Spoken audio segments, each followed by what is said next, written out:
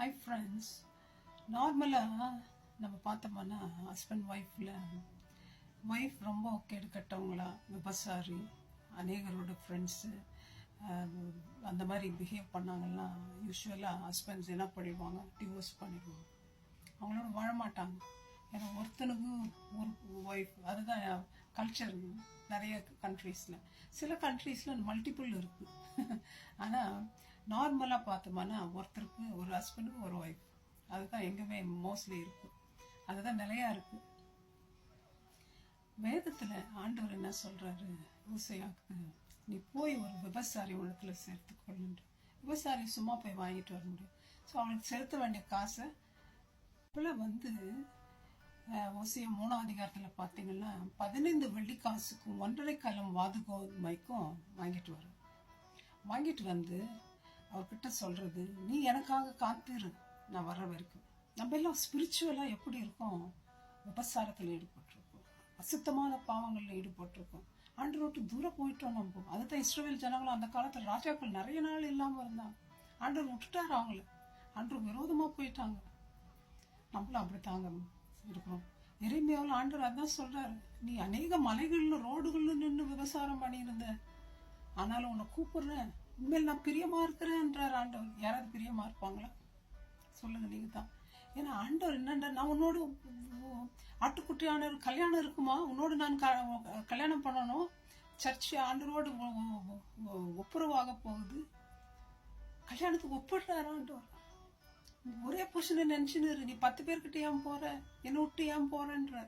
எனக்காகவே காத்து ஒரு விதவை எப்படி காத்துட்டு இருப்பாங்க, ஹஸ்பண்ட் திரும்பி வராங்கன்னா அது அந்த மாதிரி காத்துட்டு இரு. நம்ம எப்படி இருக்கோம் ஃப்ரெண்ட்ஸ்? ஆவிக்குரிய ஜீவே நமக்கு எப்படி இருக்கும்? அழுக்குப்பட்டதும் நாரனும் துர்நாற்றம் உள்ளதா இருக்கும் என்று சொல்ற. நான் வர்ற வரைக்கும் நானும் உனக்காக காத்திருக்கிறேன்றார்.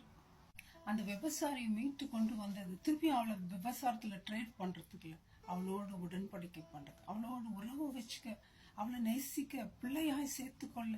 அதை தாங்க ஆண்டவர் நம்மளோட உடன்படிக்கை செய்தாருன்னு பார்க்கணும். அந்த கெட்ட குமாரன் கூட தகப்பனை விட்டு போயிடுறாரு. மகன்ற ஒரு ஓத்தி, ஒரு அகிருகதை இல்லவே இல்லை. அப்பாவோட சொத்தை அடிச்சு தின்னு விட்டு ஜாலி கூத்தாடிச்சு இது பண்ணிட்டு விவசாயம் செஞ்சுட்டு வந்த பையனை யாராவது வீட்டில் சேர்ப்பாங்களா? வேதத்துல சொல்றாரு, நல்ல தகப்பனாக இயேசு கிறிஸ்து அவனுக்கு கழுவுறாரு, பாவங்களை கழுவுறாரு. நம்முடைய பெனல்ட்டி அவர் பே பண்ணார். கோமர் மீட்டு கொள்றார் பெனல்ட்டி பே பண்ணி. கழுவி மோதிரத்தை போட்டு வெண்வஸ்திரங்களை தரித்து, அப்பாப்பா சேத்துல இருக்கிற பண்ணி போய் கழுவுனா என்ன நாத்து அடிக்கும் நமக்கு தான் தெரியும். அப்பேற்பட்ட நம்மளை அழுக்கு மூட்டைங்களை ஆண்டவர் எப்படியா போட்டு ஈசோப்பினாலும் சுத்திகரிச்சு, ரத்தத்தினால கழுவி சுத்திகரித்து, வாசனை உள்ளவர்களாய் மாற்றி, வெளிச்சமாய் மாற்றி, லைட்டா மாற்றி, ஜொலிக்க வச்சிருக்காரு ஃப்ரெண்ட்ஸ். திருப்பி போய் சேத்துல விழுந்தா எப்படி அது அர்த்தம்? அப்படித்தான் நம்ம நடந்துட்டு இருக்கிறோம். அன்பில்லாது நமக்கு அன்பை காட்டி திருப்பி நம்மளை அவரிடமா இழுக்க அவர் இஷ்டப்படுறாருங்க. புருஷனை விட்டு தூரம் போனா டிவோர்ஸ் தான்.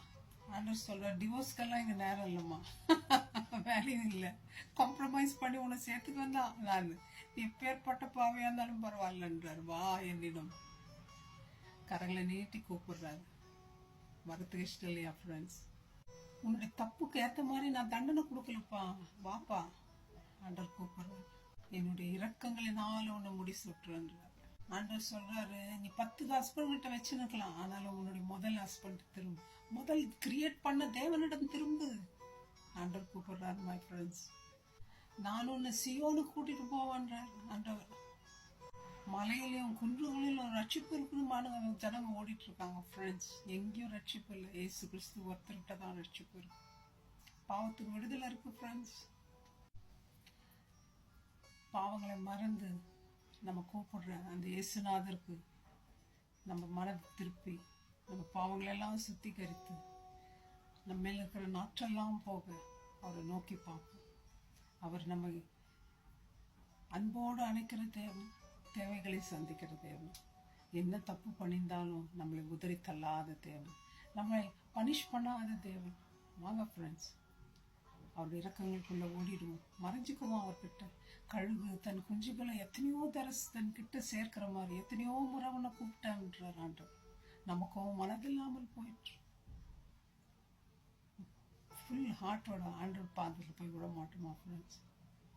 வாங்க சீக்கிரம் அந்த கோபத்தின் நாட்கள் வரதுக்கு முன்னாடி ஓடிடுவோம் பாதுகாப்புக்குள்ள. God bless you, my friends. Thank you. Bye bye.